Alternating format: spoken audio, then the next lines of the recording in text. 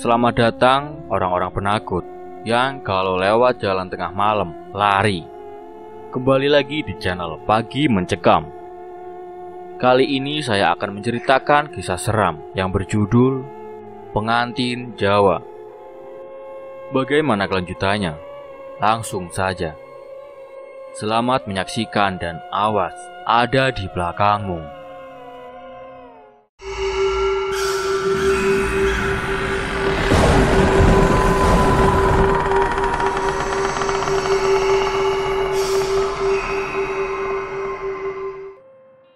Sebenarnya tidak ada yang terlalu istimewa dari kampung Mojosari. Penduduknya mayoritas bertani. Para pemudanya kebanyakan pengangguran yang setiap hari hanya nongkrong di pos ronda. Kampung itu sama sekali tidak terkenal. Bayi yang lahir di sana seakan sudah ditentukan garis hidupnya. Ya, apalagi kalau bukan menjadi orang melarat. Namun, ada hal yang tak lazim di kampung Mojosari. Pernikahan di kampung itu hanya bisa dilakukan tengah malam. Tidak ada keramaian, apalagi pesta meriah. Orang-orang yang di kampung Mojosari malah takut kalau ada yang menikah di kampung mereka. Seperti yang terjadi malam itu. Semua orang menutup pintu rumah mereka rapat-rapat karena tahu kalau akan ada orang yang menikah. Di sebuah rumah kayu yang lebih pantas disebut gubuk, digelar sebuah pernikahan sederhana. Gubuk itu bukanlah rumah si mempelai wanita ataupun pria. Tapi memang pernikahan di kampung itu hanya boleh dilakukan di dalam gubuk tersebut. Hanya ada satu kamar di sana yang tidak boleh dibuka oleh siapapun, kecuali Ki Suratman, tetua di kampung itu. Setiap ada yang menikah, maka di dalam gubuk itu akan terdengar suara jeritan wanita yang pasti membuat siapapun yang mendengarnya bergidik ngeri. Anjani, seorang mempelai wanita yang sudah didandani dengan sangat cantik. Ia memakai gaun adat Jawa berwarna hitam dengan pernak-pernik berwarna emas yang menghiasi pakaiannya. Bima, sang mempelai pria, juga tak kalah gagah. Ia juga memakai pakaian adat. Tubuhnya tinggi besar, kulitnya sawo matang. Dia bukan orang Mojosari. Dia seorang pebisnis kopi dari kota yang awalnya hanya mencari hasil panen kopi di Jawa Timur. Hingga akhirnya Bima sampai di Mojosari dan bertemu dengan Anjani. Di dalam gubuk itu hanya ada kedua mempelai, orang tua mereka, dan seorang penghulu yang tak lain adalah Ki Suratman. Sebelum akad dilangsungkan, Ki Suratman juga yang berpakaian adat Jawa berjalan ke arah kamar. Dia membawa semangkuk air garam di tangan kanannya. Bibirnya bergetar mengucapkan mantra yang hanya bisa didengarkan oleh dirinya sendiri. Ia letakkan mangkuk itu di depan pintu yang terlihat sudah sangat usang. Tangan kanannya merogoh sebuah kunci. Pintu itu dikunci menggunakan rantai. Ki Suratman membukanya. Dia masuk seorang diri ke dalam kamar itu. Di dalam sana tampak gelap sekali. Bau busuk menguar menusuk hidung Ki Suratman. Lampu 5 watt yang berkedap-kedip dinyalakan. Dan tampaklah sesosok wanita berpakaian pengantin yang kedua kakinya dipasung menggunakan balok kayu berukuran besar. Kedua pergelangan kakinya lecet berdarah. Rambutnya kusam dan sangat panjang, seperti sudah bertahun-tahun tidak dipotong. Tubuhnya kurus kering, giginya hitam, mulutnya juga bau busuk. Wajahnya kotor sekali. Maklum, wanita itu tidak pernah dimandikan. "Kanti, doakan warga kita yang mau menikah," kata Ki Suratman sambil menatap si Kanti. Kanti malah tersenyum dingin. Perlahan, ia mendongak ke wajah Suratman. "Salah siji saka wong mesti mati." "Salah satu dari mereka pasti mati," katanya. "Ojo ngomong kaya ngono. Anjani kuwi isih ana hubungan karo keluargaku." Jangan ngomong seperti itu. Anjani itu masih ada hubungan dengan keluargaku. Timpal Ki Suratman memberitahu kalau sang pembelai wanita masih ada hubungan keluarga dengannya. Setelah itu, ia menaburkan air garam dari mangkuk pada luka di pergelangan kaki Kanti. Hal tersebut membuat wanita itu berteriak kesakitan. Itu merupakan salah satu ritual agar kedua mempelai selamat dari mara bahaya. Setelah itu, Ki Suratman memadamkan kembali lampu kamar dan mengunci pintunya. Ia duduk di hadapan kedua mempelai. Bima dan kedua orang tuanya tampak tegang sekaligus ketakutan dengan apa yang mereka dengar saat itu. Kanti masih berteriak kesakitan sambil menceracau tidak jelas. Itu siapa, Ki? Tanya Bima. Dia Kanti. Kenapa dia dikurung, Ki? Tanya ayahnya Bima. Ceritanya panjang. Lain kali akan saya ceritakan. Sekarang kita lanjutkan saja pernikahan ini, kata Ki Suratman. Tapi kami berdua sudah aman kan, Ki? Tanya Anjani si mempelai wanita itu. Tentu saja, aku sudah melakukan semua ritualnya, jawab Ki Suratman. Kenapa kita harus menggelar pernikahan tengah malam seperti ini, Ki? Tanya ibunya Bima. Di Mojosari memang harus kayak gini, Bu. Kalau nikahnya siang, salah satu dari mempelai bisa celaka. Ki Suratman menjawabnya sambil senyum ramah. Kedua orang Bima mulai tidak tenang. Dia takut kalau terjadi sesuatu pada anaknya. Kalau tahu begini, mungkin saja mereka tidak akan mengizinkan Bima menikah dengan orang Mojosari. Sesaat setelah Bima mengucapkan akad nikah, pintu kamar Kanti bergetar hebat. Dari dalam kamar itu terdengar suara Kanti tertawa terbahak-bahak. Dek, ini bakal jadi kocokku. Dia bakal jadi temanku. Kanti berteriak. Siapa yang akan menjadi temannya? Apakah itu sebuah ancaman bagi kedua mempelai? Semua orang yang ada di dalam gubuk itu ketakutan, kecuali Ki Suratman. Ia bangkit lalu mendekat ke arah kamar Kanti. Pintu itu berhenti bergetar. Suara Kanti juga tidak lagi terdengar. Ki Suratman kembali duduk di hadapan kedua mempelai. Ia berkata kepada mereka kalau semuanya masih aman terkendali. Tapi mereka tetap saja ketakutan dan sangat cemas. Tolong ceritakan yang sebenarnya, Ki. Apa yang terjadi di kampung Mojosari ini? Tanya Bima. Bima menatap wajah Ki Suratman. Pertanyaan itu cukup mewakili rasa penasaran kedua orang tua Bima. Sebelum Ki Suratman bercerita, ia menoleh ke arah Anjani dan kedua orang tuanya yang sudah sepuh. Anjani malah tertunduk lesu. Ceritakan saja, Ki, kata bapak Anjani. Ibu Anjani juga mengangguk kepada Ki Suratman. Ki Suratman lalu menarik napas dalam-dalam dan menghembuskannya perlahan. Ia mulai bercerita. Dulu di Mojosari ini ada seorang dukun yang sangat disegani. Dia bisa menyembuhkan berbagai penyakit, membuat penglaris usaha, bahkan bisa mendatangkan jodoh seseorang, ujar Ki Suratman. Dia mengubah posisi sila terlebih dahulu sebelum melanjutkan ceritanya. Lalu, Ki? Tanya ayah Bima dengan penasaran. Ki Suratman menarik napas. Sayangnya dukun itu malah melakukan ritual terlarang yang menyebabkan kampung kami dikutuk. Ritual apa, Ki? Tanya Bima. Muji setan, jawab Ki Suratman. Itu ritual untuk apa, Ki? Bima semakin penasaran. Awet muda, dukun itu percaya dengan janji-janji setan dan ingin hidup abadi. Akibatnya, kampung kami terkutuk. Setiap ada orang kampung Mojosari yang menikah, beberapa hari kemudian salah satu mempelai pasti akan mati. Kami sudah mencoba untuk melangsungkan pernikahan di luar Mojosari, tapi tetap saja salah satu mempelai pasti mati. Entah itu sakit atau kecelakaan. Jelas Ki Suratman. Batalkan saja pernikahan ini.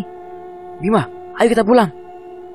Mendengar cerita Ki Suratman, ayah Bima langsung menarik lengan anaknya.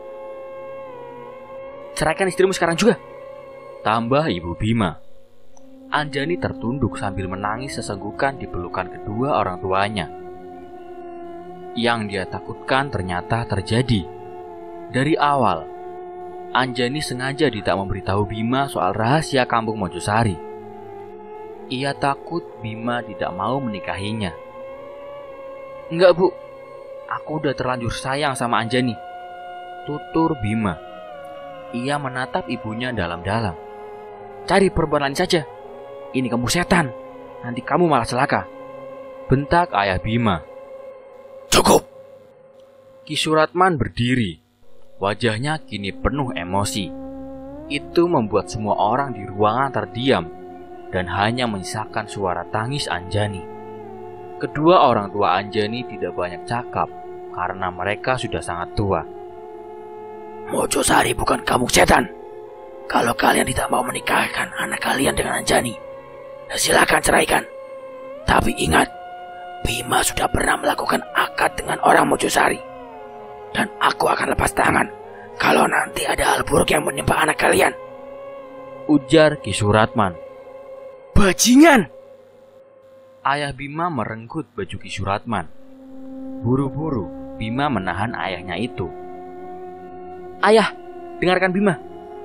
Nada suara Bima meninggi. Apapun yang terjadi, Bima tidak akan menceraikan Anjani. Lagi pula ayah sama ibu tenang saja. Selama kita menuruti arahan Ki Suratman, Bima yakin semua akan baik-baik saja. Ya kan Ki? Bima menoleh ke arah Ki Suratman. Dengan tenang, Ki Suratman menganggukkan kepalanya. Ceritaku belum selesai, kalian sudah marah saja. Dengarkan dulu sampai selesai. Ki Suratman kembali duduk sila. Kalian semua jangan khawatir. Selama kita melakukan ritual pernikahan ini dengan benar, aku yakin kedua mempelai akan baik-baik saja. Ayah Bima mengatur nafasnya. Ia sebisa mungkin menahan emosi. Ia lalu bertanya kepada Ki Suratman soal dukun yang membuat petaka kampung Mojosari. Di mana dukun itu sekarang? Ki Suratman menoleh ke arah kamar Kanti. Ia lalu berkata dengan perlahan, Dukun itu adalah Kanti. Ia ada di dalam kamar itu. Tunjuk Ki Suratman. Kalau memang dia dukunnya, kenapa warga kampung ini tidak langsung membunuhnya saja? Semakin lama, semakin banyak pertanyaan yang bermunculan di kepala Bima. Kalau kami membunuhnya, kami khawatir Kanti malah jadi setan dan meneror warga kampung. Jadinya kami biarkan dia hidup dan kami pasung agar dia tidak bermacam-macam. Jelas Ki Suratman. Tidak lama setelah Ki Suratman berbicara, terdengar suara derit balok kayu seperti diseret, disusul dengan suara ketukan dari dalam pintu kamar Kanti. Sebaiknya kita pergi dari gubuk ini, saran Ki Suratman. Kedua orang tua Bima keluar lebih dulu dari gubuk itu tanpa berkata apapun kepada anaknya. Bima, Anjani, dan kedua orang tuanya menyusul dari belakang. Dan Ki Suratman yang paling terakhir keluar dari gubuk. Ia memadamkan lampu gubuk dan mengunci pintunya dengan rantai. Di dalam kamar Kanti gelap gulita. Perempuan itu menggerak-gerakkan kedua kakinya. Ia juga menggoyangkan tubuhnya perlahan, lalu tersenyum mengerikan. Air liurnya menetes ke sembarang arah. Kemudian Kanti berkata dengan suara serak dan pelan, Anjani, desis Kanti. Keesokan paginya, kampung Mojosari masih tampak mencekam. Para pemuda yang biasanya sepagi ini sudah nongkrong di pos ronda memilih berdiam diri di rumah. Mungkin karena semalam ada orang yang menikah di gubuknya si Kanti. Mereka yakin kalau pernikahan di kampungnya itu membawa sial. Jadi, biasanya mereka akan mengurung diri di rumah selama 3 hari. Lain halnya dengan Ki Suratman. Dia tidak percaya dengan mitos seperti itu. Sepagi ini dia sudah berada di kandang kuda miliknya. Setiap pagi Ki Suratman memang rajin memandikan kuda kesayangannya. Di rumahnya, Ki Suratman tinggal berdua dengan pembantunya, Mbok Hafsah. Walau sudah tua, Mbok Hafsah masih tampak lincah dan cekatan kalau diperintahkan oleh Ki Suratman. Selain membersihkan rumah majikannya, Mbok Hafsah juga rutin mengantarkan makanan untuk Kanti. Tidak seperti warga kampung lainnya, Mbok Hafsah sama sekali tidak takut pada Kanti. Dia sudah terbiasa berinteraksi dengan perempuan malang itu. Bu Hafsah, panggil Ki Suratman. Tangannya masih sibuk menggosok tubuh kuda dengan sikat. Iya Ndoro, sahut Bu Hafsah. Dengan tergopoh-gopoh, ia muncul dari dapur. Kanti sudah dikasih makan? Tanya Ki Suratman tanpa menoleh ke arah Bu Hafsah. Belum Doro, jawab Bu Hafsah sambil tertunduk. Ya udah, sana kasih makan, ujar Ki Suratman. Baik Doro. Bu Hafsah segera beranjak ke dapur lagi. Sesaat kemudian, dia muncul kembali dengan membawa rantang nasi. Ia lalu pergi ke gubuknya Kanti. Bu Hafsah sebenarnya kasihan melihat kondisi Kanti. Dia ingin sekali memandikan perempuan malang itu, tapi Ki Suratman melarangnya. Sesampainya di depan gubuk, Bu Hafsah membuka rantai yang membelenggu pintu gubuk. Ia pun masuk ke dalamnya. Dilanjutkan dengan membuka rantai pintu kamar Kanti. Pintu itu perlahan dibuka, menimbulkan suara derit yang menyaring. Seketika saja, ranjang yang dibawa Mbok Hafsah jatuh. Nasi dan tempe tumpah acak-acakan. Tanpa pikir panjang lagi, dia langsung lari sekuat tenaga untuk memberitahu Ki Suratman. Tidak sampai 10 menit, Bu Hafsah sudah sampai di halaman kandang kuda Ki Suratman. Dia tidak langsung berbicara, napasnya tersenggal. Bu Hafsah memegang kedua lututnya. Dia kelelahan karena lari dengan seluruh tenaga yang ia punya. Doro, Kanti Doro. Kalimatnya terputus-putus. Kamu itu kenapa? Ada apa dengan si Kanti? Ki Suratman juga ikut panik. Kanti hilang Doro. Akhirnya kalimat itu keluar dari mulut Bu Hafsah. Hah? Hilang? Yang benar kamu, Mbok? Sumpah Doro, saya nggak lihat Kanti di kamarnya. Bahkan balok pasunya juga hilang. Bangsat! Umpat Ki Suratman.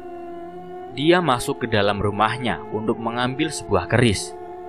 Pastilah itu keris sakti. Dulu keris itu pernah ia gunakan saat menangkap Kanti.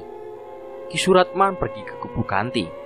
Dan benar, apa yang dikatakan Bu Hafsah. Si Kanti menghilang. Bahkan balok pasungnya juga hilang. Ini aneh. Tidak butuh waktu lama, kabar tentang hilangnya Kanti langsung menyebar ke seluruh warga kampung Mojosari. Kabar itu membuat mereka panik dan ketakutan.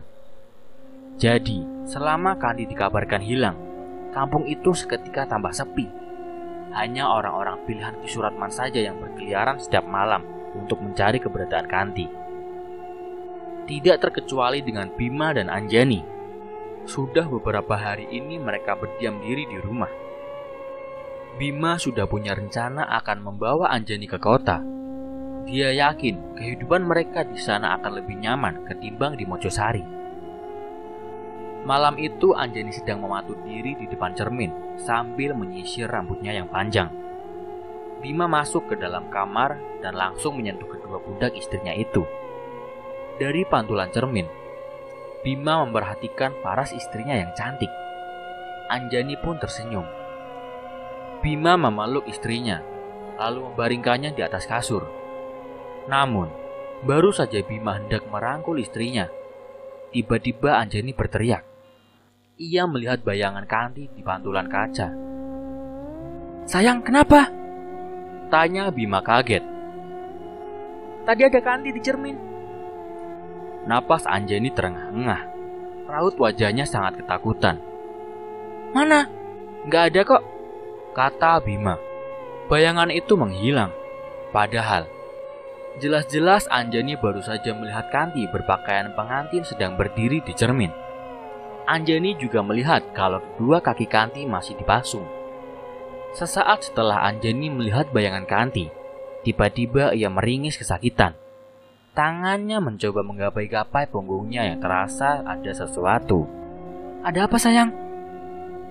Punggung aku sakit," jawab Anjani sambil meringis. Bima memeriksa punggung istrinya. Ia menemukan benjolan kecil sebesar biji kelereng di punggung istrinya sebelah kanan. "Ada benjolan. Besok kita periksa ke dokter aja ya." Bima menutup kembali baju istrinya. Semalam suntuk. Anjani tidak bisa tidur. Benjolan di punggungnya seakan bergerak-gerak, bikin ngilu dan perih. Beberapa kali ia membangunkan suaminya karena rasa sakit itu semakin parah. Keesokan paginya, wajah Anjani menjadi pucat. Tubuhnya juga sangat lemas. Tanpa pikir panjang lagi, Bima meminta izin kepada orang tua Anjani untuk membawanya ke kota. Benjolan punggung Anjani harus diperiksa oleh dokter spesialis. Jam 9 pagi, Bima dan Anjani sudah berkemas. Mereka berangkat menggunakan mobil SUV. Sambil menyetir, sesekali Bima memperhatikan istrinya yang semakin pucat itu. Dia khawatir kalau nanti benjolan itu tidak bisa disembuhkan secara medis. Sesaat sebelum mobil mereka keluar dari kampung Mojosari, tiba-tiba Bima melihat Kanti berdiri di antara pohon bambu di pinggir jalan. Bima menelan ludah. Dia mencoba untuk tenang dan tetap fokus menyetir mobil. Bima memiliki rumah di kota metropolitan. Rumah itu ia beli 2 tahun lalu dari seorang pengusaha tambang batu bara. Setelah resmi menjadi miliknya, Bima mengubah rumah itu menjadi bernuansa Jawa. Maksudnya biar dia merasa ada di kampung halamannya. Bagian depan rumah itu dibuat seperti joglo dengan hiasan lampu khas Jawa di depannya. Di beranda rumah itu ada kursi dan meja yang terbuat dari kayu jati. Sebenarnya rumah ini jarang sekali Bima tempati. Maklum, dia itu adalah seorang pebisnis kopi. Jadi ia lebih sering tinggal di luar kota ketimbang di rumah mewahnya itu. Selama Bima berada di luar kota, rumah itu hanya dijaga oleh seorang satpam. Itu pun hanya menjaga keamanannya saja. Urusan bersih-bersih itu bukan tanggung jawabnya. Oleh karena itu, saat pertama kali Anjani menginjaki kaki di rumah Bima, ia terkejut karena tidak menyangka kalau suaminya punya rumah sebesar ini di kota. Dia juga bingung bagaimana cara membersihkan rumah sebesar ini. Debu menempel di mana-mana, juga banyak sarang laba-laba. "Mas, rumah ini udah berapa tahun gak kamu tepati?" tanya Anjani. "Dari pertama beli sekitar 2 tahun lalu sih kayaknya. Habisnya aku selalu sibuk di luar kota." "Sayang sekali ya mas, padahal ini rumahnya bagus loh." Anjani masih memperhatikan ruang tamu di rumah itu. "Aku sengaja beli rumah ini buat persiapan aja. Biar kalau udah berkeluarga, aku gak bingung nyari rumah. Dan mulai sekarang, kita akan tinggal di rumah ini." Bima merangkul pundak istrinya sambil tersenyum. "Aku bingung cara bersihin rumah sebesar ini mas," ucap Anjani. "Jangan khawatir, kamu istirahat aja. Biar nanti mas suruh orang buat bersihin rumah kita." Bima dan Anjani menempati kamar yang dekat dengan ruang tamu. Kamar itu juga bernuansa etnik Jawa. Di bagian depannya, ada ukiran kata-kata menggunakan bahasa Sanskerta yang Bima sendiri tak tahu artinya. 1 minggu sudah Anjani tinggal bersama Bima di rumah itu. Tapi, benjolan di pundaknya tak kunjung sembuh. Sekalipun Anjani sudah dioperasi, benjolan itu tetap tumbuh lagi. Sekarang, benjolannya malah bertambah menjadi 3. Bengkaknya terus membesar seperti akan pecah.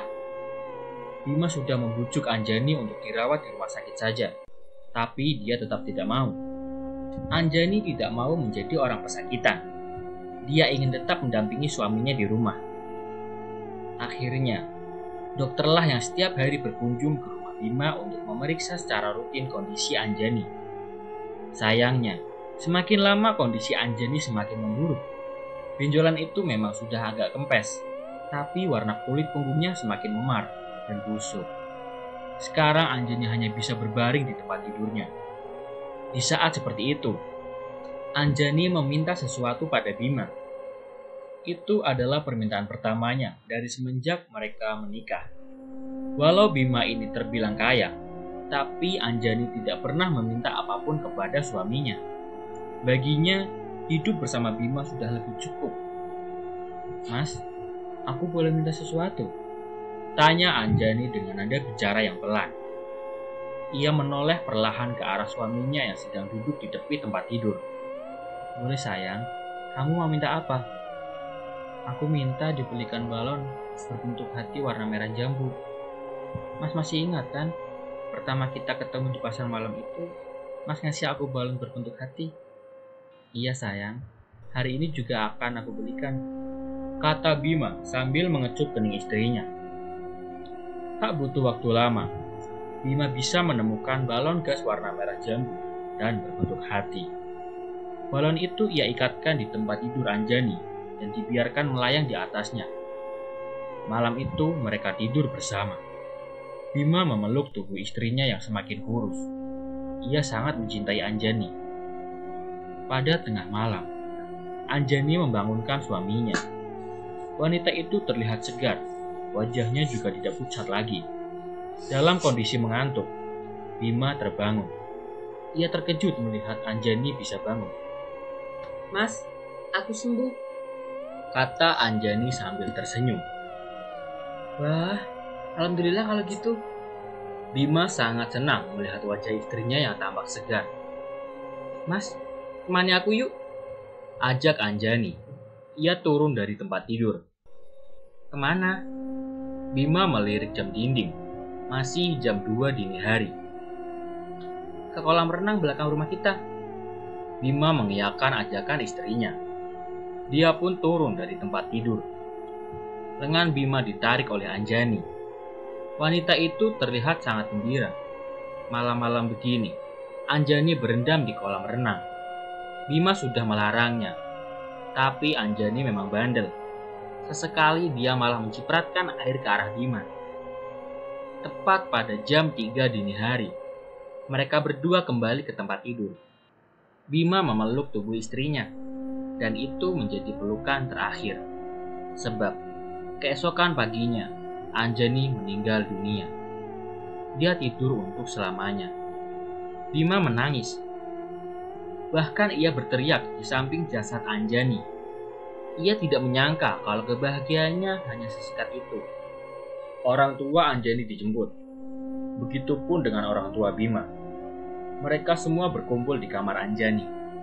Sementara itu, mayat Anjani dibaringkan di atas tempat tidur dan sudah dikafani oleh Bima sendiri. "Bu, Pak, aku mau memakamkan Anjani di kamarku sendiri," kata Bima dengan suara yang parau. Jelas saja itu membuat orang tua Anjani kaget. "Gak bisa, Anjani akan kami bawa ke Mojosari," kata bapak Anjani yang sudah tua itu. "Aku masih sayang sama dia, Pak. Kumohon, izinkan aku memakamkannya di kamar ini. Aku janji akan merawat makam Anjani dengan baik." "Udah gila kamu, Bim. Biarkan saja Anjani dikubur di kampung halamannya," timpal ibu Bima. "Aku belum siap kehilangan Anjani, Bu." Bima tertunduk sambil menangis. "Menurut ayah, biarkan saja Bima mengubur istrinya di kamar ini." Kini ayahnya membela Bima. Kedua orang tua Anjani terdiam. Mereka seperti tengah mempertimbangkan permintaan Bima. "Ya sudah kalau itu yang kamu mau. Tapi kamu harus jaga kuburan anak kami dengan baik," kata ayah Anjani yang akhirnya mengiyakan keinginan Bima. "Kalian sudah gila. Mana mungkin ada kuburan di kamar?" bentak ibunya Bima. "Biarkan saja, Mah. Itu kemauan anak kita." Ayahnya Bima tetap membela anaknya. Maka malam itu juga, lantai kamar Bima dibongkar. Anjani dikuburkan di dalam kamar itu. Balon gas berbentuk hati diikatkan di batu nisan Anjani. Mereka tidak menyadari satu hal, bahwa di sudut ruangan kamar Bima yang remang, Kanti berdiri menyaksikan pemakaman Anjani. Kanti sudah sejak lama ada di kamar itu. Dari awal dia memang mengikuti Anjani. Bima rela melewatkan banyak klien potensialnya demi merawat makam Anjani. Bisnis kopi yang dia kelola perlahan pendapatannya kian menurun. Sebab yang dilakukan Bima setiap harinya hanya berdiam diri di kamar sambil mengelus-elus batu nisan istrinya. Setiap pagi dan sore, Bima rajin menyiram makam istrinya itu. Walaupun dia sangat menyayangi makam istrinya, Bima tidak tidur di kamar itu, melainkan mengisi kamar yang bersebelahan dengan makam. Suatu malam, Bima terbangun. Dia mendengar suara pintu kamar sebelah terbanting berkali-kali. Suara itu sangat mengganggu. Bima heran, siapa yang melakukannya? Padahal di rumah itu hanya dia yang tinggal sendirian. Pak Satpam tidak mungkin masuk ke dalam rumah tanpa izin Bima. Terpikirlah oleh Bima kalau yang membanting pintu kamar sebelah itu adalah maling. Buru-buru ia bangun, lalu mengambil sebuah pistol tipe Glock 20 yang ia beli dari pedagang ilegal. Sambil mengendap-endap, Bima mendekat ke pintu kamarnya. Dia harus berhati-hati, takutnya maling itu juga bawa pistol. Dengan perlahan, ia membuka sedikit pintu kamarnya dan mengintip dari celah pintu itu. Tidak sampai 10 detik, Bima dengan cepat menutup kembali pintu kamarnya. Dia kaget dengan apa yang dilihatnya barusan. Di pintu kamar tempat Anjani dimakamkan, ia melihat sosok si Kanti sedang memainkan daun pintu. Wajahnya datar dan menakutkan. Rambutnya menjuntai panjang. Mungkin sampai 10 meter merambat di atas tanah. Bima masih mendengar suara pintu dibanting. Jantung Bima berdetak hebat. Dia tidak tahu apa yang harus dia lakukan sekarang. Beberapa saat kemudian, suara itu pun hilang. Bima kembali mengintip dari celah pintu. Dan kali ini, dia terjungkal saking kagetnya. Karena si Kanti berdiri tepat di hadapan pintu kamarnya sendiri.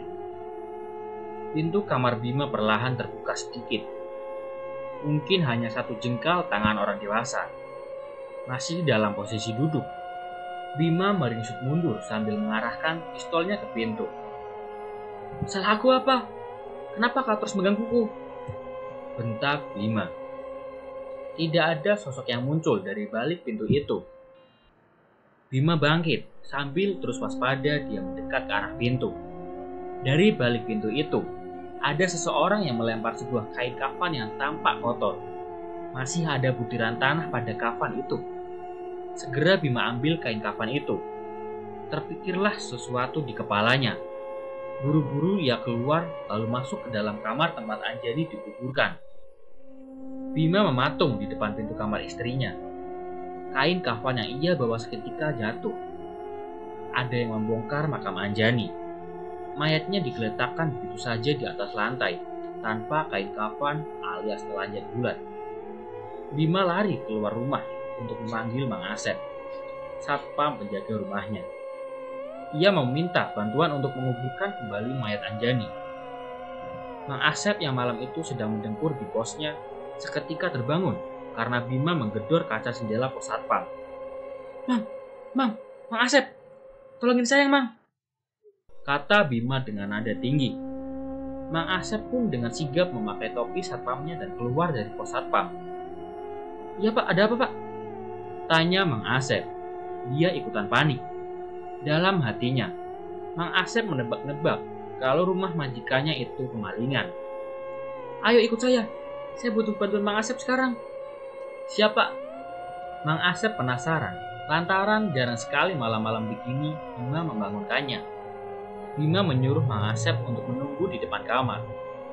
Sementara Bima akan mengkafani lagi istrinya itu. Setelah selesai, Bima langsung menghampiri Mang Asep lalu menyuruhnya untuk mengambil cangkul di gudang. "Mang, malam ini nggak lihat orang masuk ke rumah saya kan?" tanya Bima sebelum Mang Asep mengambil cangkulnya. "Nggak lihat Pak." "Oh iya Mang Asep, karena dia tidur ya?" kata Bima sambil kesal. "Maaf Pak, saya ketiduran. Memangnya ada apa ya Pak?" Makam istri saya ada yang bongkar. Hah? Seriusan, Pak? Kedua mata Mang Asep melotot saking kagetnya. Iya, Mang. Cepat ambil cangkul. Bantu saya menguburkannya lagi. Baik, Pak. Tidak lama berselang, Mang Asep muncul membawa 2 buah cangkul. Dia memberikan 1 cangkul itu kepada majikannya. Tangan Mang Asep bergetar saat menyentuh mayat Anjani yang mulai membusuk. Wajah Anjani keriput dan lembek. Di bagian mata dan hidungnya menetes darah hitam yang kental. Mayat itu baru akan mengalami proses pembusukan. Mang Asep turun ke dalam liang lahat. Dia menyambut mayat yang disodorkan Bima dari atas. Setelah itu, Bima ikut masuk ke dalam liang lahat. Sebelum mayat Anjani dihadapkan ke arah kiblat, tiba-tiba Mang Asep melihat kedua mata Anjani melotot. Mayat itu lalu tersenyum dingin pada Mang Asep. Jelas saja, Mang Asep kaget lalu berteriak. Refleks dia langsung keluar dari liang lahat itu. Anehnya, yang melihat kejadian itu hanyalah Mang Asep. Sementara Bima tidak melihat keanehan apapun pada mayat Anjani. Ada apa, Mang? Tanya Bima yang kaget. Bu Anjani hidup lagi. Tunjuk Mang Asep ke arah mayat Anjani. Mang Asep masih melihat kalau Anjani itu melotot sambil tersenyum. Ia pun lari keluar dari kamar, meninggalkan Bima seorang diri di dalam liang lahat. Mang Asep, tunggu, Mang. Mau kemana kamu? Panggil Bima dari dalam liang lahat. Ini masih jam 3 dini hari. Hujan turun begitu deras membasahi kota metropolitan. Sepagi itu, pasar dekat rumah Bima mulai sibuk. Banyak mobil pickup yang keluar masuk pasar untuk mengangkut barang dagangannya. Koloni gelandangan yang tidur di ember pertokoan mulai berlarian mencari tempat yang aman dari cipratan air hujan. Di emper masjid dekat pasar, seorang pemuda berpakaian hitam putih masih terhitung pulas membantalkan tas gendong miliknya. Dia adalah seorang pengangguran yang seharian mencari kerja. Namun, nasib baik belum berpihak kepadanya. Berbeda dengan orang-orang itu, apa yang dilakukan Bima di jam 3 dini hari sangat tidak lazim. Ia sedang susah payah mengubur kembali istrinya. Kedua tangannya gemeteran, membetulkan ikatan kain kafan yang lepas. Kain kafan itu lembab dan seringkali mudah copot. Keringat membasahi wajah Bima. Sesekali menetes ke wajah istrinya yang mulai membusuk. Setelah berhasil menghadapkan jenazah ke arah kiblat, ia menutupnya dengan papan lalu menguburkannya kembali. Setelah selesai, Bima terkapar di samping kuburan istrinya. Dia sangat kelelahan hingga akhirnya tertidur pulas. Jam 10 pagi, Bima tergagap bangun.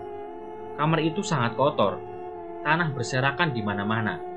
Cangkul bekas semalam tergeletak di samping Bima. Ia mengucek kedua matanya, lalu beranjak ke kamar mandi. Langkah Bima terhenti saat melihat tapak kaki berlumuran tanah di atas lantai. Tapak itu mengarah ke kamar mandi. Perlahan Bima mengikutinya. Setibanya di kamar mandi, tapak kaki misterius itu merambat ke dinding dan terhenti di dekat lampu. Di sana ada sebuah tulisan menggunakan noda tanah. Itu adalah tulisan Anjani. Bima sangat kenal gaya tulisan istrinya. Pergilah ke Mojosari, Mas. Begitulah pesan yang tertulis di sana. Sesaat setelah Bima membacanya, tulisan itu lenyap begitu saja. Ada apa dengan Mojosari? Kenapa Anjani menyuruhnya pergi ke sana? Karena penasaran, hari ini juga Bima berangkat ke Mojosari. Lagi pula memang ada yang belum terpecahkan dari semua kejadian ini, apalagi tentang Kanti yang selalu menerornya. Tapi Bima tidak akan membiarkan rumah ini kosong. Dia akan membayar seorang asisten rumah tangga untuk menjaga rumahnya selama Bima pergi. Selesai mandi, Bima langsung menelepon sebuah yayasan penyalur asisten rumah tangga. Di kota ini, yayasan rajin bersahaja punya reputasi baik dalam hal penyalur asisten rumah tangga. Mereka merekrut para perempuan lalu menyalurkannya ke seluruh kota. Dan pagi ini, yayasan itu menerima telepon dari Bima. Setelah sepakat soal gaji, pengelola yayasan itu pun memanggil Zulfa. Dia adalah salah satu pegawai baru di yayasan ini. Sulfa berasal dari kampung. Umurnya 23 tahun. Dia baru 3 hari tinggal di yayasan. Dan hari ini adalah gilirannya untuk disalurkan sebagai asisten rumah tangga. Sulfa, hari ini kamu dapat pekerjaan. Lokasinya gak jauh dari yayasan, kata Bu Rani. Dia adalah pengelola yayasan itu. Iya, Bu. Wajah Sulfa berbinar. Dia senang karena akhirnya mendapatkan pekerjaan. Kerjaannya gak ribet. Orangnya mau pergi selama beberapa hari. Kamu cukup jaga rumah itu aja. Baik, Bu. Sulfa mengangguk. Kalau kerjamu bagus, bisa jadi si pemilik rumah akan terus mempekerjakan kamu. Saya akan bekerja sebaik mungkin, Bu, kata Sulfa. Hari itu juga Sulfa diantar oleh mobil yayasan menuju rumah Bima. Ia turun di depan gerbang. Tidak ada satu orang pun yang menyambut kedatangan Sulfa. Pintu gerbang itu dibiarkan terbuka sedikit. Pos satpamnya sepi. Sulfa celingukan, dan dengan ragu-ragu dia masuk ke halaman rumah Bima. Dia terus berjalan melewati pepohonan mangga yang rindang. Sulfa lalu berhenti di beranda rumah. Permisi, kata Sulfa. Tidak ada jawaban dari pemilik rumah. Ia lalu mengetuk pintu rumah itu. Seketika pintu dibuka. Bima akhirnya muncul. Ia sudah berpakaian rapi hendak berangkat ke Mojosari. Ayo masuk, kata Bima. Pekerjaan kamu mudah. Cukup jaga rumah ini. Kamu gak perlu membersihkan seluruh ruangan. Kerja semampu kamu. Yang penting kamu harus selalu awasi rumah ini. Jangan sampai ada orang masuk. Aku sudah pasang CCTV di gerbang dan di halaman rumah. Kamu bisa cek setiap saat di layar CCTV. Ini uang kas buat kamu. Bima menyerahkan sejumlah uang tanpa berkenalan lebih dulu. Bima mencerocos tanpa jeda, membuat Sulfa harus fokus mendengarkan semua arahannya. Dan yang paling penting, Bima menoleh ke arah Sulfa. Kamu lihat kamar itu. Bima menunjuk ke kamar tempat Anjani dikubur. Iya, Pak. Sulfa mengangguk. Jangan sekalipun masuk ke kamar itu. Apapun yang terjadi, kamu gak boleh masuk ke sana, ujar Bima. Wajahnya terlihat sangat serius, bahkan terkesan mengancam. Baik, Pak. Timpal Sulfa dengan terbata-bata. Ini kunci rumahnya dan ini kunci gerbang. Saya mau pergi untuk beberapa hari, kata Bima. Dia mengambil koper dan bergegas ke garasi mobil. Sulfa mengikutinya dari belakang. Ia menawarkan bantuan untuk membawakan koper, tapi Bima menolaknya. Setelah Bima pergi, Sulfa masuk ke dalam rumahnya. Ia mengunci pintu dan jendela rumah rapat-rapat. Sekarang tinggal Sulfa sendirian di rumah. Ia berdecak kagum melihat interior rumah bernuansa Jawa itu. Sulfa melangkah mendekati ke sebuah foto pernikahan Bima dan Anjani yang cukup besar. Foto itu dipajang di ruang tamu. Wah, cantik, gumam Sulfa. Ia tersentak ketika mendengar seorang membuka pintu kamar. Sulfa mengerutkan dahinya. Ia memperhatikan wajah wanita yang muncul dari kamar itu. Wajahnya sama seperti di foto. Istrinya Pak Bima ya? Tanya Sulfa. Wanita itu mengangguk sambil tersenyum. Perkenalkan, saya Sulfa, asisten rumah tangga baru di rumah ini. Menjelang maghrib, Bima sudah sampai di Mojosari. Ia memperlambat laju mobilnya. Ia heran karena kampung Mojosari sangat sepi. Kampung itu seperti ditinggalkan warganya. Kabut tebal menghalangi laju mobil Bima. Ia berusaha untuk menemukan seseorang di kampung itu. Tapi, yang dia lihat hanya kawanan anjing melintas di depan mobilnya. Setibanya di depan rumah Anjani, Bima keluar dari mobil. Ia harus menggunakan senter untuk menerangi jalannya karena kabut begitu pekat. Bima terheran. Ada apa dengan kampung Mojosari ini? Bu, kata Bima sambil mengetuk pintu. Tapi tidak ada jawaban dari si pemilik rumah. Pak, Bima mengetuk kembali pintu itu. Ia lalu menggenggam gagang pintu rumah itu dan ternyata pintunya tak dikunci. Perlahan Bima masuk sambil terus memanggil orang tua Anjani. Di lantai rumah itu ada genangan air dan daun sirih. Bima memeriksa setiap kamar, tapi ia tidak menemukan siapapun. Kemana mereka? Gumam Bima. Dia lalu pergi ke halaman belakang rumah sambil berteriak memanggil orang tua Anjani. Di belakang rumah itu, samar-samar cahaya senternya menyoroti seseorang yang sedang duduk sila membelakangi Bima. Itu seperti lelaki yang sedang bertapa. "Pak." Dengan hati-hati Bima mendekati lelaki itu. Semakin dekat, wujud lelaki itu semakin jelas. Ia mengenakan baju dan celana panjang warna hitam. Ia juga mengenakan belangkon bermotif batik warna kuning. "Kemana perginya warga kampung ya?" tanya Bima. Tapi lelaki yang duduk sila di hadapannya itu tidak menjawab. Bahkan, bergerak pun tidak. Bima menyentuh pundak lelaki itu. Seketika tubuhnya lunglai dan terjatuh di atas semak-semak. Ternyata itu adalah bapak mertua Bima, alias ayah Anjani. Lelaki itu sudah tidak bernyawa. Keadaannya sangat mengenaskan.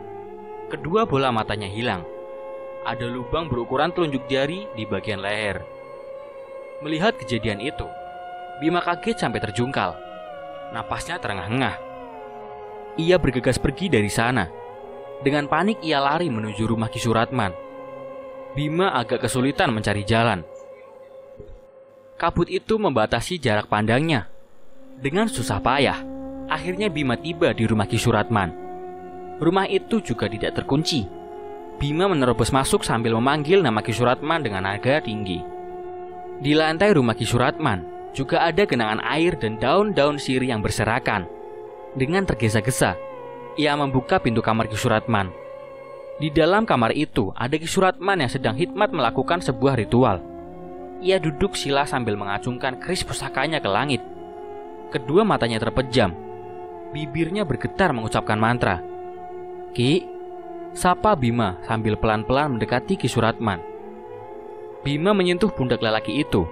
Seketika saja, Ki Suratman tersentak kaget. "Ganti iblis!" Kalimat itu otomatis keluar dari mulut Ki Suratman. Ia panik sambil mengamuk. Untung saja Bima bisa menenangkan Ki Suratman. "Tenang Ki, tenang. Ini saya Bima." Bima, ngapain kamu di sini?"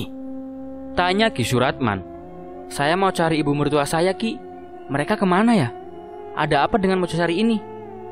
Kenapa bapak mertua saya mati?" tanya Bima bertubi-tubi. "Si Kanti. Ini semua gara-gara si Kanti," jawab Ki Suratman dengan getir. "Selama ini si Kanti juga menerorku, Ki," kata Bima. Ki Suratman tidak bisa berkata apa-apa lagi. Tatap wajahnya kosong. "Apa semua warga yang di kampung sini mati, Ki?" Bima masih berusaha mencari tahu tentang Mojosari. "Sebagian mati, tapi masih ada yang selamat. Mereka semua sudah mengungsi." Sebelum Bima bertanya kembali, tiba-tiba terdengar suara rombongan orang.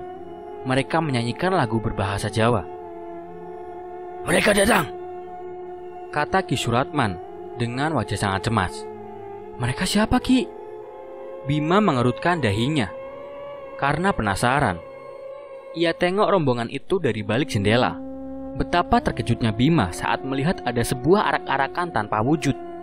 Di atas arak-arakan itu ada saung kecil yang hanya muat satu orang.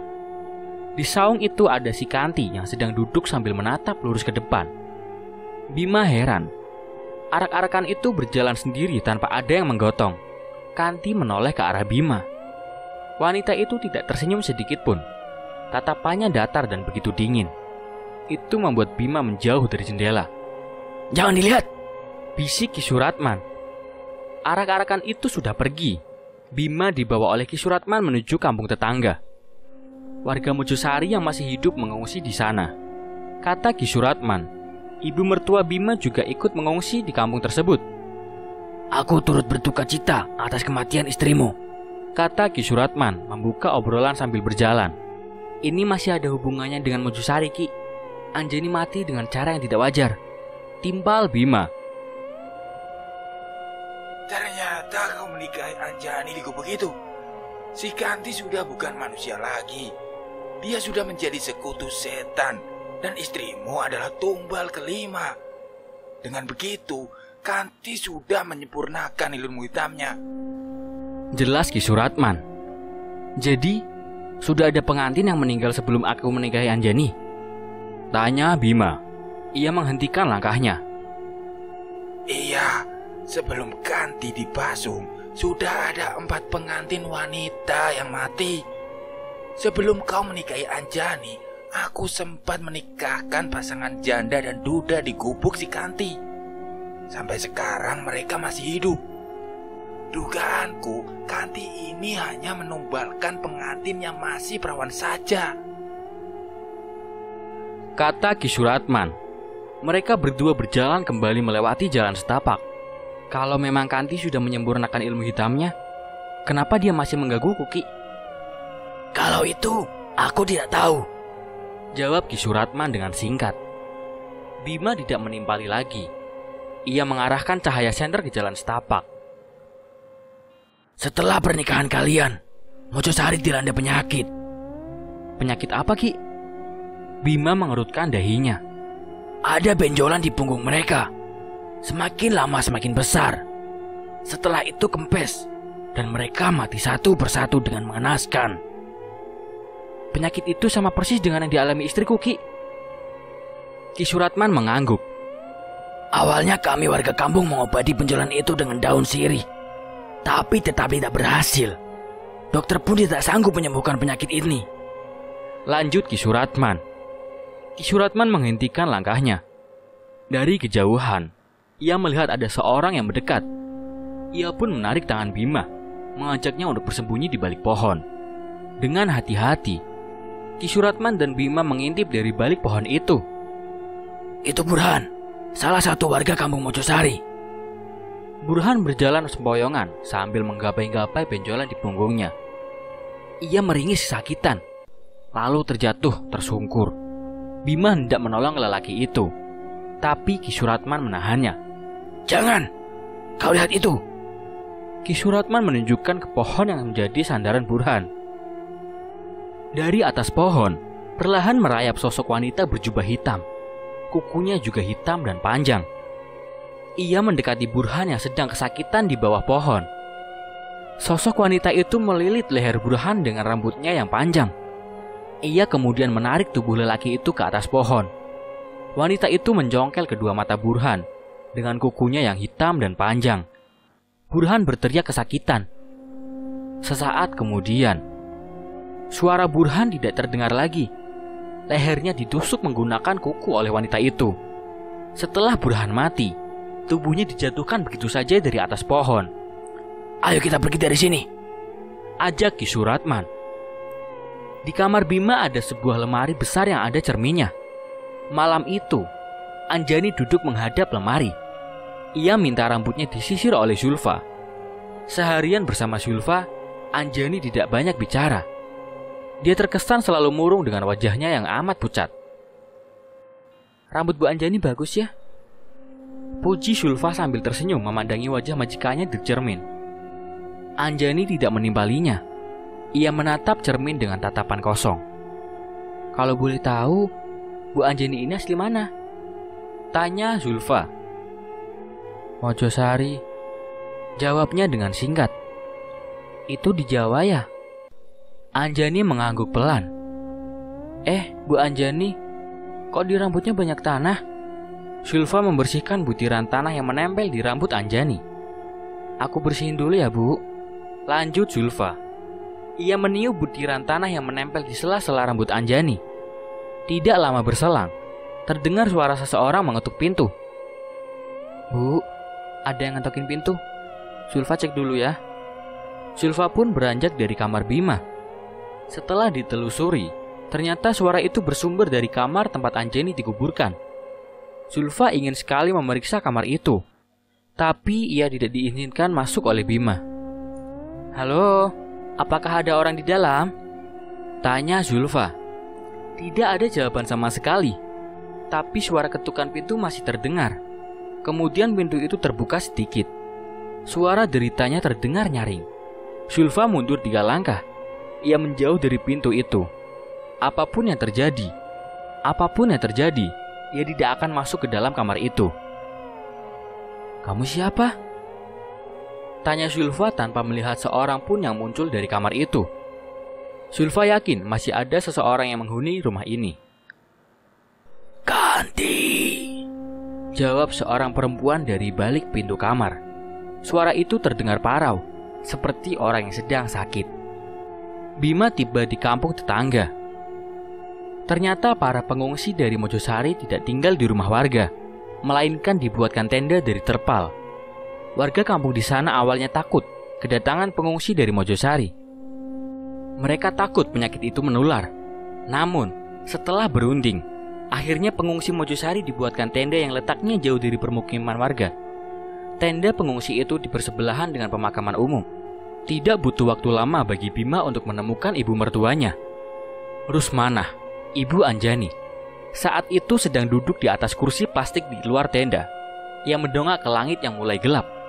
"Bu," sapa Bima. Rusmanah menoleh. Seketika saja ia menangis dan menubruk Bima untuk memeluknya. Sambil terseduh, Rusmanah lalu menceritakan kembali apa yang terjadi di Mojosari, juga tentang suaminya yang mati di kampung itu. "Ibu sendiri baik-baik aja kan?" tanya Bima dengan wajah khawatir. "Di sini sakit." Rusmanah menggapai punggungnya, menunjuk titik yang ia rasakan. Bima meraba punggung ibu mertuanya. Ternyata ada sebuah benjolan persis dengan yang dialami Anjani. Bima mengembuskan napas berat. Ia tertunduk lesu. Bima tidak tahu apa yang harus ia lakukan untuk menyelamatkan ibu mertuanya itu. Ketika Bima masuk ke dalam tenda, ia melihat keadaannya sangat memprihatinkan. Ada yang sedang mengobati keluarganya dengan daun sirih. Ada juga yang berteriak kesakitan sambil menggapai-gapai punggungnya. Bima juga menyaksikan seorang kakek yang ditangisi keluarganya. Kakek itu sudah tidak bernyawa. Tampaknya dia baru saja mengembuskan napas terakhirnya beberapa menit yang lalu. Sementara Ki Suratman membantu keluarga itu untuk mengurus jenazahnya. Tengah malam Bima tidak bisa tidur. Ia duduk termangu di luar tenda. Pikirannya kemana-mana. Ia tidak menyangka kalau hidupnya akan dihadapkan dengan situasi kalau seperti ini. Terlintas dalam benak Bima, ia harus kembali ke Mojosari seperti apa yang diminta mendiang istrinya. Maka malam itu juga ia berangkat ke Mojosari seorang diri. Bima menyusuri jalan setapak, melewati pepohonan besar. Ia hanya membawa sebuah senter sebagai penerang. Setibanya di Mojosari, dia masuk ke rumah Ki Suratman. Rumah itu cukup besar. Selain menjadi tetua di Mojosari, Ki Suratman memang orang yang paling kaya di kampung itu. Bima menyusuri kamar demi kamar. Tidak ada yang aneh di rumah itu. Bima tidak menemukan petunjuk apapun. Namun, saat Bima hendak keluar dari rumah, kakinya menginjak keramik yang berderit. Keramik itu seperti tidak disemen. Itu berbeda dengan keramik lainnya yang kokoh menyatu dengan tanah. Bima penasaran. Ia lalu bongkar keramik itu lalu menggali tanahnya. Siapa tahu dia menemukan sesuatu di dalam sana. Di kedalaman 100 cm, Bima menemukan kotak kecil yang terbuat dari kayu jati. Ia segera membukanya. Di dalam kotak itu terdapat seikat rambut, 1 gigi taring, dan sebuah foto hitam putih. Bima terkejut melihat foto itu. Meski telah usang, ia jelas mengetahuinya. Itu adalah foto pernikahan Ki Suratman dengan seorang wanita yang wajahnya tidak asing lagi bagi Bima. Ya, wanita itu adalah si Kanti. Sesaat kemudian, di luar rumah terdengar ringkik kuda. Buru-buru Bima memasukkan kembali kotak tersebut ke dalam tanah lalu menguburnya. Ia menutup kembali permukaan tanah menggunakan sekeping keramik. Kemudian Bima mendekat ke jendela sambil menunduk. Dengan hati-hati, ia mengintip dari balik jendela. Di luar sana ada Ki Suratman yang sedang menunggangi kuda. Lelaki itu menghampiri Kanti yang berdiri di hadapannya. Kedua kaki Kanti masih dalam keadaan dipasung. Ki Suratman turun dari punggung kuda. Mereka berdua sempat mengobrol, tapi Bima tidak dapat mendengar obrolannya. Ki Suratman kemudian merogoh kunci dari saku jas hitamnya. Ia lalu membuka balok kayu yang memasung kedua kaki Kanti. Kanti sempat menoleh ke arah Bima. Menyadari hal itu, Bima refleks menunduk. Dan ketika Bima mencoba mengintip lagi, Ki Suratman dan Kanti sudah menghilang entah kemana. Setelah itu, Bima merasakan sesuatu yang bergerak-gerak di punggungnya. Ia panik. Bima langsung membuka bajunya lalu masuk ke dalam kamar Ki Suratman. Di dalam kamar itu, ada sebuah lemari tua yang di bagian pintunya terdapat cermin besar. Bima berdiri membelakangi cermin untuk memastikan ada apa di punggungnya. Bima melihat benjolan misterius tumbuh di punggungnya. Benjolan itu bergerak-gerak seperti makhluk hidup. Semakin lama, ia merasa semakin ngilu dan sakit. Bima merasa ada yang sedang menggerogoti dagingnya. Sementara itu di rumah Bima, Zulfa penasaran siapa yang ada di dalam kamar itu. Setelah mendengar suara wanita yang mengaku Kanti, Zulfa mendekat perlahan. Ia pegang gagang pintu. Bukannya dibuka, ia malah menutup kembali pintu kamar itu. Zulfa sangat amanah. Ia tidak mau mengecewakan majikannya. Apapun yang terjadi, Zulfa tidak akan mau masuk ke dalam kamar itu. Kanti, aku Zulfa, asisten rumah tangga baru di rumah ini. Kalau butuh bantuan, tinggal panggil aku aja ya, kata Zulfa dari balik pintu. Ia lalu menempelkan telinganya di pintu agar bisa mendengar dengan jelas jawaban dari Kanti. Masuk. Lirih terdengar suara Kanti dari dalam kamar. Bisa kamu aja yang keluar dari kamar? Soalnya aku gak dibolehin masuk sama Pak Bima. Tanpa ada jawaban lagi, pintu perlahan terbuka kembali. Kali ini lebih lebar. Dari balik pintu muncul sebuah tangan perempuan. Zulfa hendak menyentuh tangan itu. Namun tiba-tiba ada seseorang yang memanggilnya. Zulfa. Panggil Anjani. Ia sudah berdiri di depan pintu kamar Bima. Iya Bu Anjani, jawab Zulfa sambil tersenyum ramah. Anjani menggelengkan kepala. Tanpa penjelasan apapun, ia berkata, jangan. Iya Bu, kata Zulfa. Ia manut saja dengan majikannya. Kalau ada apa-apa, panggil Zulfa aja ya, bisik Zulfa sebelum ia menutup kembali pintu kamar itu. Malam itu, Zulfa kembali menyisir rambut Anjani. Ia membersihkan butiran tanah yang menempel di sela-sela rambut majikannya itu. Tidak lama berselang, ia mendengar suara teriakan wanita dari dalam kamar yang membuatnya selama ini penasaran. Jelas saja Zulfa panik. Ia langsung lari menuju kamar tersebut. Pintu kamarnya sudah terbuka lebar. Zulfa terkejut dengan apa yang ia lihat di dalam kamar itu. Ada sebuah makam dan seorang wanita berjubah hitam yang merayap di dinding. Zulfa masih tercengang, mematung di depan kamar itu. Kedua kakinya mendadak susah digerakkan. Wanita berjubah hitam dengan kukunya yang panjang dan hitam merayap dan mendekat ke arah Zulfa. Rambutnya yang panjang menjuntai menutupi wajahnya sehingga tak terlihat dengan jelas. Hanya dalam sekejap mata, sosok mengerikan itu sudah ada di hadapan Zulfa. Entah apa yang terjadi. Lidah Zulfa seketika keluh. Ia tidak bisa mengucapkan sepatah kata pun. Wajahnya pun berkeringat dingin. Ingin sekali ia lari dan meminta tolong. Tapi sekujur tubuhnya seakan membatu. Sulit sekali digerakkan. Zulfa lalu dicekik. Tubuhnya ditarik masuk ke dalam kamar. Pintu seketika tertutup dengan sendirinya. Jangan. Dari kejauhan, Anjani berteriak saat melihat Zulfa dibawa oleh makhluk itu. Anjani menangis lantaran tidak bisa berbuat apa-apa. Jauh sebelum Mojosari kena kutukan, kampung itu sebenarnya tempat yang nyaman dan tentram. Setiap tahunnya selalu ada pernikahan yang digelar di kampung itu. Semua baik-baik saja. Tidak ada mitos yang mengatakan kalau pernikahan adalah sebuah kesialan. Tapi itu dulu, ketika kampung itu dipimpin oleh Ki Abidin. Ia adalah tetua kampung sebelum Ki Suratman. Saat itu Ki Abidin adalah orang terkaya di Mojosari. Lain halnya dengan Ki Suratman, yang dulunya adalah orang miskin yang bekerja sebagai kulit cangkul di sawahnya Ki Abidin. Ki Suratman menikahi Kanti, seorang gadis Mojosari. Mereka berdua tinggal di gubuk reot yang terletak di tengah persawahan milik Ki Abidin. Setiap hari kerjaan Ki Suratman dan Kanti mengurus sawah majikannya itu. Mereka sangat patuh kepada Ki Abidin. Selain mengurus sawah, Ki Suratman juga dipekerjakan untuk menjaga kambing Ki Abidin. Ada 5 ekor kambing yang diurus Ki Suratman. Setiap sore, Ki Suratman ngarit untuk memberi makan kambing-kambing itu. Semua berjalan baik-baik saja, hingga pada suatu hari, Ki Suratman tertimpa masalah. 1 ekor kambing etawa yang ia urus tiba-tiba mati. Sedangkan itu adalah kambing kesayangannya Ki Abidin. Kejadian itu membuat Ki Abidin marah besar.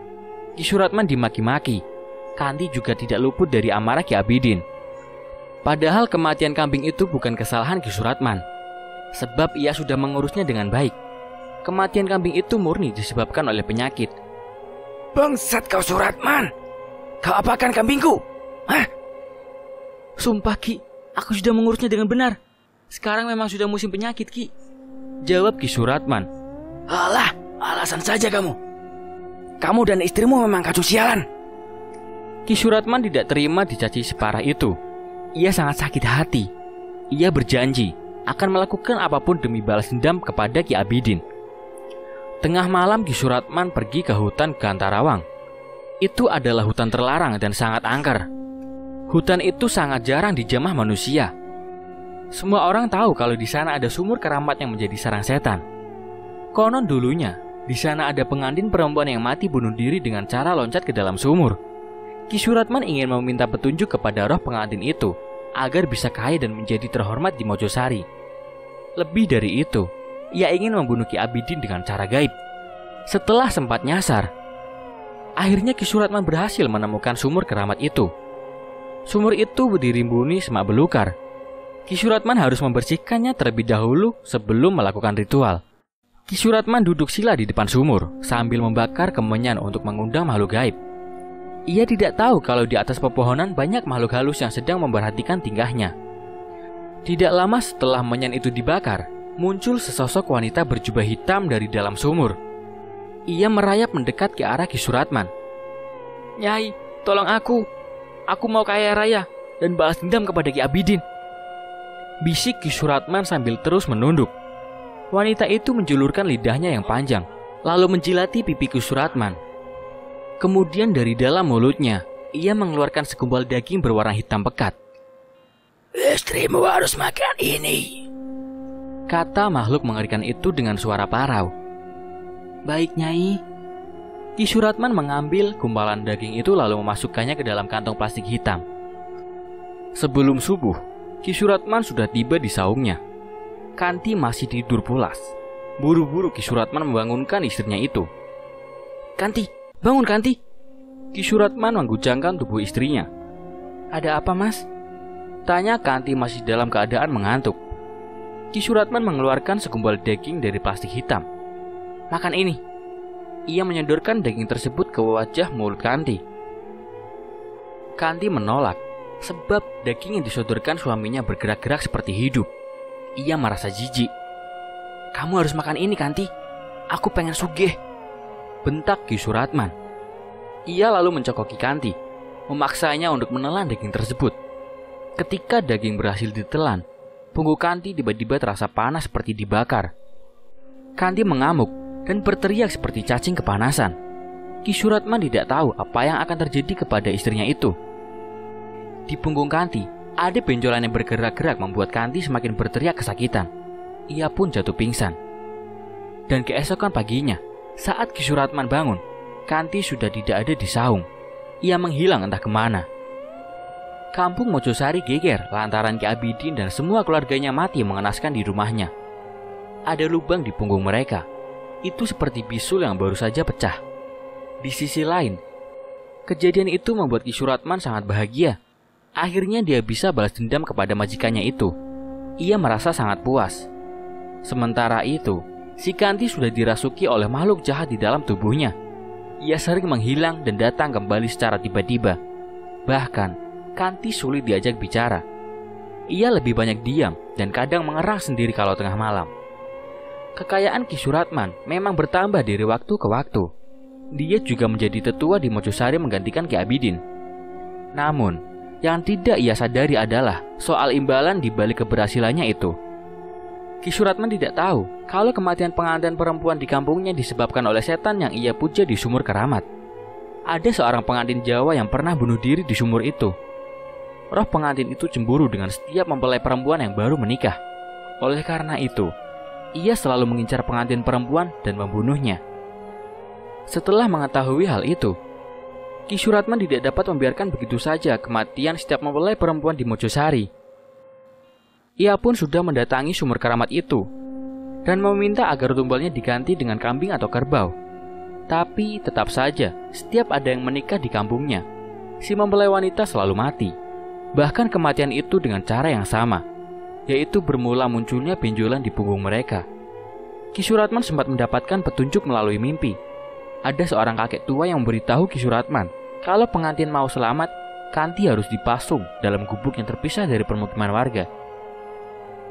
Pernikahan juga harus digelar tengah malam dan dilakukan di dalam gubuk kanti.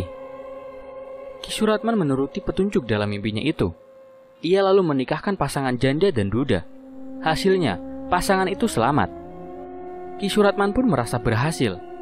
Ia tidak tahu kalau yang selama ini menjadi tumbal hanya pengantin yang masih perawan.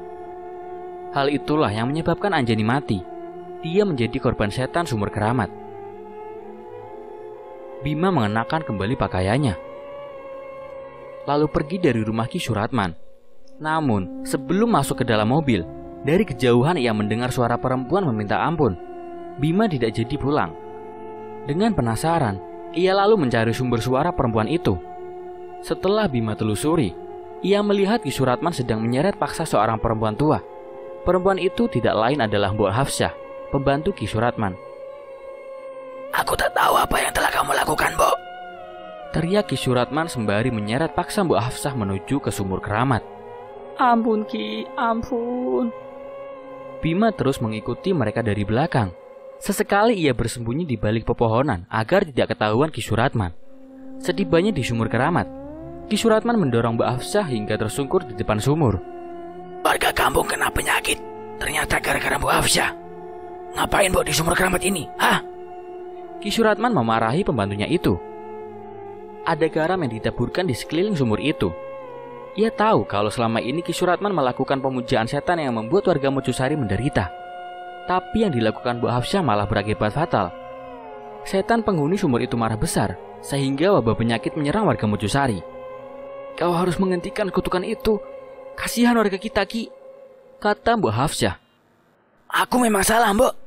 Tapi aku lagi cari jalan keluarnya biar warga kita selamat. Dan sekarang Mbok Hafsah malah mengacaukannya. Pantas saja warga kita kena penyakit. Ini sumur keramat, Mbok. Sarang setan. Bima menguping percakapan mereka. Ia tidak menyangka kalau dalang dari semua ini adalah Ki Suratman, orang yang justru sangat Bima percayai omongannya. Kau harus mati, Mbok. Ki Suratman menarik lengan Mbok Hafsah. Lelaki itu lalu menjerumuskan pembantunya ke dalam sumur itu. Jangan, Ki! Teriak Bima. Ia lalu menghampiri Ki Suratman. Bangsat kau! Jangan ikut campur urusan kampung kami! Bentak Ki Suratman sambil mengeluarkan keris yang ia ikatkan di pinggangnya. Keris itu dihujamkan ke arah perut Bima. Untungnya Bima masih bisa menghindar. Ia kemudian menghantam perut Ki Suratman dengan dengkulnya. Itu membuat lelaki tua itu terjungkal. Rupanya Ki Suratman tidak mudah menyerah. Ia bangkit kembali, lalu menebaskan kerisnya. Kali ini ia mengarahkan pusakanya ke leher Bima. Namun lagi-lagi Bima mampu menepisnya. Keris itu lepas dari genggaman Ki Suratman. Dengan cepat, Bima meraih keris itu, lalu menancapkan di leher Ki Suratman. Ia terkapar dan mengembuskan napas di tempat. Di samping sumur keramat, Bima segera membawa Mbok Hafsah keluar dari hutan. Mereka berdua sudah tiba di Mojosari. Lalu Mbok Hafsah mengajak Bima untuk masuk ke rumah Ki Suratman. Dari dulu Mbok sudah tahu kalau Ki Suratman itu jahat, kata Mbok Hafsah. Tapi kenapa Ki Suratman tega berbuat seperti itu, Mbok? Tanya Bima. Dia sakit hati pada Ki Abidin, yang tak lain adalah majikannya dulu. Mbok Hafsah membuka sekeping keramik, lalu mengambil kotak yang pernah Bima temukan. Ini gigitan taring rambutku. Sengaja aku tanam di rumah ini sebagai salah satu ritual untuk menghancurkan kutukan kampung Mojosari. Kusertakan juga foto pernikahan Ki Suratman dengan Kanti, biar mereka ikut binasa. Tapi ternyata ritualku malah berakibat fatal. Jelas Mbok Hafsah. Mbok tenang saja, sekarang Ki Suratman sudah mati. Semoga warga kampung bisa selamat. Malam itu juga Bima mengantarkan Mbok Hafsah ke pengungsian karena hari sudah semakin malam. Keesokan paginya, semua orang yang ada di pengungsian itu sembuh dari penyakit yang aneh beberapa hari lalu melanda mereka. Warga Mojosari pun kembali ke rumah mereka masing-masing. Sementara Bima harus pamit karena dia khawatir pada asisten rumah tangganya. Setibanya di rumah, Bima heran kenapa gerbang tidak dikunci. Bukan hanya gerbang saja, Tapi pintu rumah juga tidak dikunci. Segera Bima masuk ke dalam kamar tempat Anjani dikubur. Bima terkejut melihat Zulfa terkapar tidak sadarkan diri di samping makam Anjani. Bima panik dan langsung membopong Zulfa. Wanita itu masih hidup. Bima membawanya ke rumah sakit. Bima menduga kalau rumahnya itu dirampok. Namun dugaannya itu salah karena setelah dicek kembali, tidak ada barang yang hilang di rumah Bima. 2 hari berlalu, Zulfa belum juga siuman. Wajahnya pucat, kelopak matanya menghitam. Pihak yayasan sudah menjenguk Zulfa. Mereka bilang ke Bima kalau pihak yayasan akan bertanggung jawab atas kejadian ini. Namun Bima tidak mau lepas tangan begitu saja. Dia harus memastikan dulu kalau Zulfa baik-baik saja. Tengah malam hujan mengguyur kota metropolitan. Bima tidur di samping ranjang Zulfa. Wanita itu masih tidak sadarkan diri. Pergelangan tangannya diinfus. Dadanya turun naik menandakan dia masih hidup. Sesaat kemudian, tubuh Zulfa bergetar. Matanya melotot seperti melihat sesuatu yang mengerikan melayang di atas kepalanya. Bima terbangun dan langsung memanggil dokter. 2 perawat dan 1 dokter masuk ke dalam ruangan itu. Mereka sibuk memeriksa kondisi Zulfa. Di saat seperti itu, muncul rangkaian kejadian yang dilihat oleh Zulfa. Ia melihat seorang perempuan mengenakan baju pengantin berjalan sempoyongan menuju hutan Gantarawang. Perempuan itu juga sedang hamil besar. Dia menangis sambil memegangi perutnya yang terasa sakit. Setibanya di sumur keramat, ia duduk bersandar pada dinding sumur sambil tak berhenti menangis. Air matanya menyatu dengan make up yang pudar, membuat garis hitam di pipi. Dia mengerang kesakitan. Jabang bayi dalam perutnya seperti memaksa ingin keluar. Di tengah hutan itu, ia melahirkan bayi perempuan. Bayi yang masih ada tali ari-arinya itu ia letakkan begitu saja di pinggir sumur. Seolah-olah dia tidak pernah mengharapkan bayinya terlahir ke dunia. Tanpa mempedulikan bayinya yang menangis, wanita itu naik ke atas tembok sumur lalu loncat ke dalam sumur itu. Dia tenggelam dan mati mengambang di dalam sumur itu. Bu Hafsah yang masih terlihat muda menghampiri bayi itu dan membawanya pergi dari sumur keramat. "Tenang, kamu selamat nak, aku akan merawatmu." Semenjak saat itu, bayi yang ia adopsi diberi nama Zulfa. Wanita yang bunuh diri itu bernama Sumarni. Acara pernikahannya diamuk warga lantaran dia melakukan perzinahan sebelum menikah. Saat itu suaminya diarak dan dipermalukan keliling kampung. Sementara Sumarni berhasil kabur ke hutan Gantarawang. Tubuh Zulfa kembali tenang. Perlahan matanya juga terpejam. Seorang perawat mengganti cairan infusnya. Sedangkan dokter sibuk memberitahu Bima kalau Zulfa baik-baik saja. Keesokan paginya, Zulfa siuman. Tubuhnya masih lemas. Perlahan Bima menyuapinya bubur. "Kita belum sempat kenalan. Aku Bima. Sebenarnya apa yang terjadi selama aku pergi?" tanya Bima dengan penasaran. "Di dalam kamar itu, Pak, ada perempuan yang sangat mengerikan. Aku seperti dibekap dan setelah itu aku tak sadarkan diri," jawab Zulfa dengan suaranya yang pelan. Bima mengembuskan napas berat. Dia yakin wanita itu pasti Kanti. "Bu Anjani kemana, Pak?" tanya Zulfa. Ia menoleh ke sekeliling mencari Anjani. Bima mengerutkan dahinya. Ia terheran. Dari mana Zulfa tahu tentang Anjani? "Kamu tahu Anjani dari siapa?" tanya Bima. "Selama Pak Bima pergi, aku ditemani Bu Anjani di rumah." Seketika saja Bima meletakkan mangkuk bubur yang ia pegang. "Anjani itu istriku. Dia sudah meninggal. Aku menguburnya di dalam kamar. Kalau kamu lihat kuburan di dalam kamar, itu adalah kuburan Anjani. Makanya aku melarangmu untuk masuk ke kamar itu," timpal Bima. "Gak mungkin, Pak. Jelas-jelas Bu Anjani bersama aku semalaman. Aku nyisirin rambutnya." "Ya udah, yang penting kamu selamat," kata Bima. Ia kembali menyendek bubur untuk Zulfa. 3 hari kemudian, Zulfa sudah pulih. Dia tampak segar seperti sedia kala. Bima meminta Zulfa untuk tetap bekerja di rumahnya. Tapi Zulfa memilih untuk mengundurkan diri. Kejadian yang dia alami sangat janggal. Dia tidak sanggup lagi bekerja di rumah itu. "Kamu yakin gak mau kerja sini lagi?" tanya Bima sambil fokus menyetir. Pagi itu Zulfa meminta diantarkan ke stasiun kereta. "Iya Pak, saya mau cari kerjaan lain aja," jawab Zulfa sambil memandangi jalanan yang ramai oleh lalu lalang kendaraan. "Kalau boleh tahu, asal kamu dari mana?" tanya Bima lagi. "Saya juga gak tahu asal saya dari mana Pak. Dari kecil saya hidup panti asuhan.